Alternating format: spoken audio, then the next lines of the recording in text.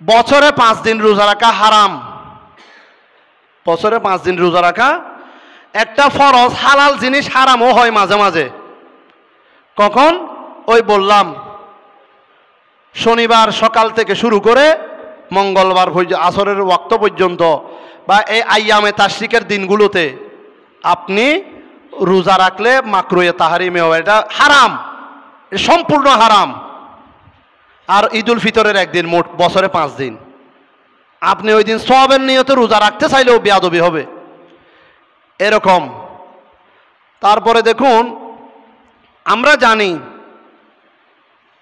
একটা হালাল পশুর সব কিছু হালাল, এটা আমরা জানি। তবে কিছু কিছু অংশ আছে যেগুলি খাওয়া বিলকুল হারাম। হাদিসে পাকের মধ্যে, ফিকার মাসালার মধ্যে, ফিকার কিতাবগুলোতে এগুলো নিষেধ করা হয়েছে। যেমন তাহতাবি আলাদ্দুর রিল মুখতার, খণ্ড নম্বর 4, পৃষ্ঠা নম্বর 360। হালাল পশুর ভিতরে হারাম কিছু অংশ রয়েছে। হালাল পশুর ভিতরে হারাম কিছু কি রয়েছে? অংশ রয়েছে, যেগুলি খাওয়া মাকরুহে তাহরিমি। সেগুলি থেকে বেঁচে থাকবেন।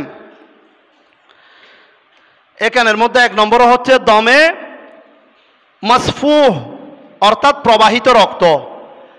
আমরা না খেলে মুসলমানদের জন্য হারাম, বিধর্মীরা কিন্তু রক্তও খেয়ে ফেলে, রক্ত দিয়ে বিভিন্ন জিনিস বানায় বানায় খেয়ে ফেলে, নাউজুবিল্লাহ মিন জালিক। 1 নম্বরে হালাল পশুর রক্ত খাওয়া হারাম। 2 নম্বরে পেশাবের জায়গা, পেশাবের তলে, এটা খাওয়া হারাম। 3 নম্বরে অন্ডকোষ, এটা খাওয়া হারাম। 4 নম্বরে পায়খানার রাস্তা, এটা খাওয়া হারাম। 5 নম্বরে গদদ, শক্তগুস্ত, কিছু আছে শক্তগুস্ত, এগুলো খাওয়া হারাম। 6 মশানা, এটা আরবি কথা, অর্থাৎ পেশাবের তলি, এটা খাওয়া হারাম। 7 নম্বর পিত্ত, পিত্ত, এটা খাওয়াও হারাম। এগুলি হারাম করে দিয়েছেন। কিছু কিছু ক্ষেত্রে ইখতিলাফ আছে, কিছু ক্ষেত্রে এগুলি আপনাদেরকে বললে দ্বন্দ্ব বাজে যাবে, এগুলি বলা যাবে না। এগুলি আপনাদের জিনিস না, আপনাদের জানার বিষয় না, এগুলি ইমামদের মধ্যে সীমাবদ্ধ। এগুলি জানলে আপনারা টানাটানি বাজাই দিবেন। বাড়ালের বিষয়ে ইখতিলাফ রয়েছে, খাওয়াও যাবে বলেছেন, খাওয়া যাবে না এটাও বলেছেন।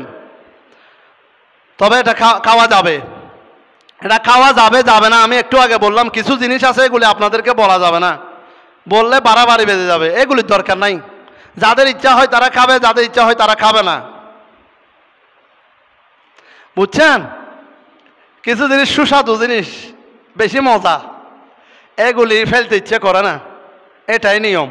আমি আমার মুরব্বী যখন প্রশ্ন করেছেন বুড়ি খাওয়া যাবে কিনা, বাড়াল, কোন কোন ইমাম বলেছেন খাওয়া যাবে, কোন কোন ইমাম বলেছেন খাওয়া যাবে না।